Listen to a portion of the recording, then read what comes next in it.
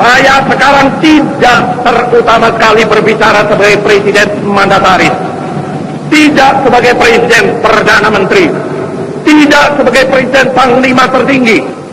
Saya berbicara di sini sebagai penyambung lidah rakyat Indonesia.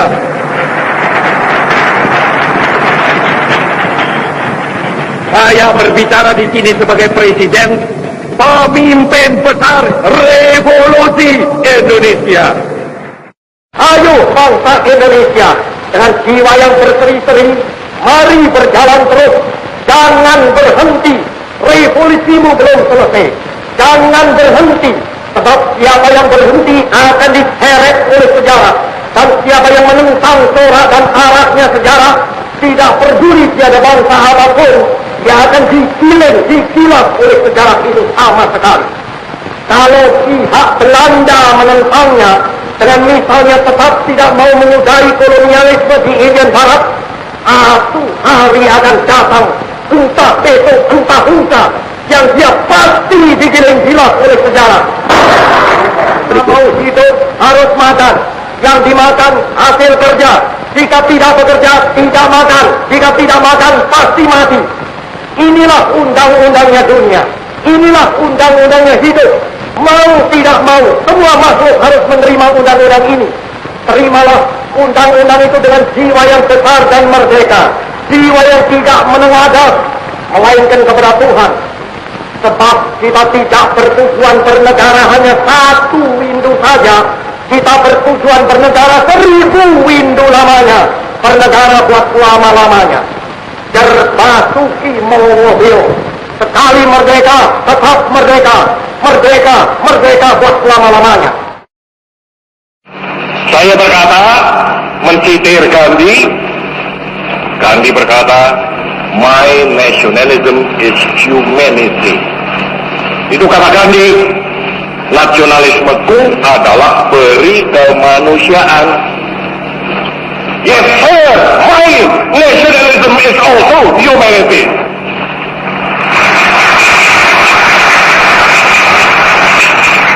Malah ini adalah kerangka yang nomor 3 daripada revolusi Indonesia. Malah ini adalah unsur ketiga daripada Pancasila. Ketuhanan yang Maha Esa 1, kebangsaan 2, peri kemanusiaan 3, saudara-saudara. Tatkala kami meninggalkan tanah air pada tanggal 1 April yang lalu, kami menyerahkan keselamatan negara, tanah air, dan bangsa ini kepada seluruh rakyat Indonesia. Selama kami di luar negeri, kami memperhatikan benar-benar segala kejadian-kejadian di tanah air. Dan kami memperhatikan pula segala perjuangan, segala sikap daripada rakyat Indonesia untuk mempertahankan keselamatan daripada tanah air dan bangsa itu. Dan saya mengucap banyak terima kasih kepada seluruh rakyat Indonesia, terutama sekali kepada rakyat sebagian besar yang berdiri tegak di atas manifesto politik yang telah menjadi politik daripada negara dan bangsa Indonesia. Mari kita berjalan terus, berjuang terus di atas dasar manifesto politik, agar supaya segala cita-cita negara Republik Indonesia, baik cita-cita di lapangan politik maupun di atas lapangan sosial, dapat tercapai untuk kebahagiaan kita semuanya. Terima kasih. Hai tentara, dan polisi, dan rakyat, terlibat gandakanlah usahamu membasmi pengacau-pengacau itu. Segala jalan harus dilalui. Kalau kata-kata saja tidak dapat menyehatkan jiwa yang keblinger, apa boleh buat? Suruhlah senjata berbicara satu bahasa yang lebih kuat lagi.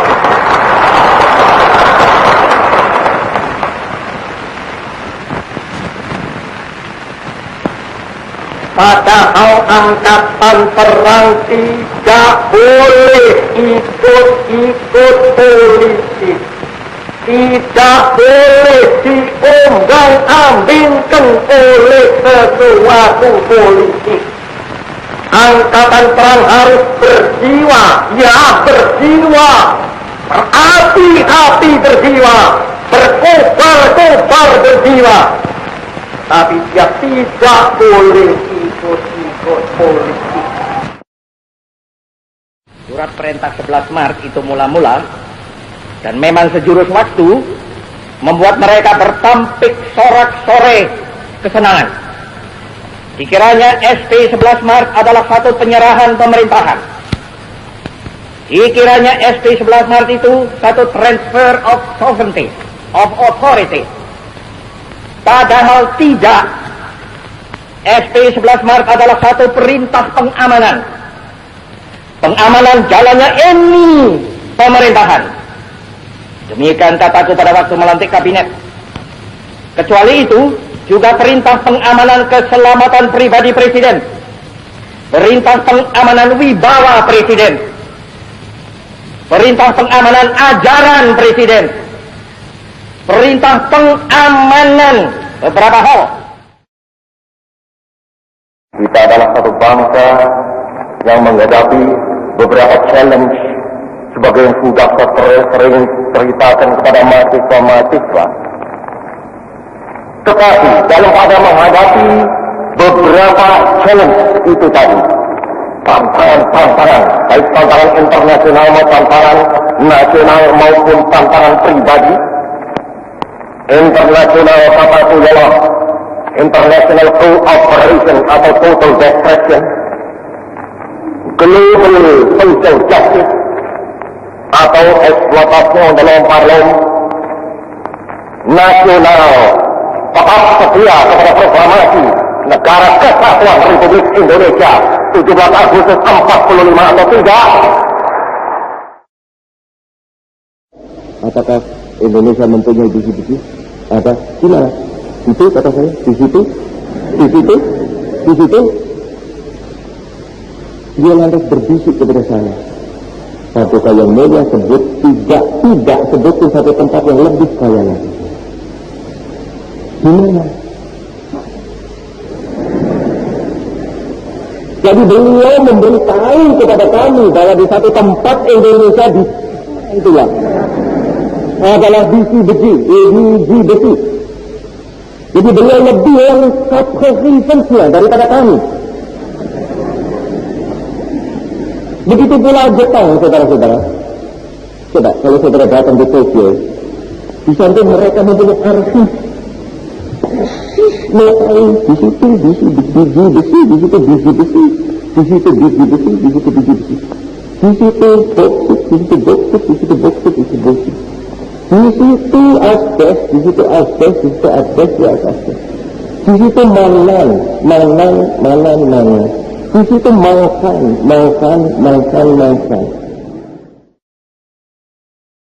Saya ini baru pulang dari luar negeri.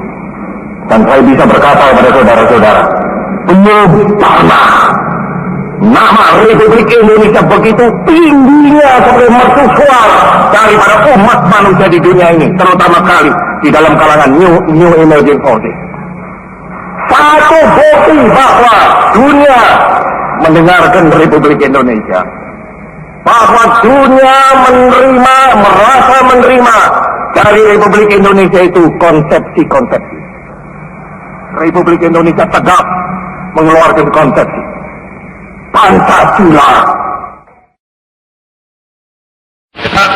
Lupa saya menutup sambutan saya ini dengan memanjatkan doa kehadirat Allah Subhanahu wa Ta'ala agar supaya Allah memberi berkat rahmat kepada seluruh bangsa Indonesia, memberi berkat rahmat kepada seluruh perjuangan rakyat Indonesia ini, memberi berkat rahmat kepada perjuangan rakyat Indonesia yang hebat-hebatan di segala bidang untuk memasukkan Irian Barat ke dalam wilayah kekuasaan negeri.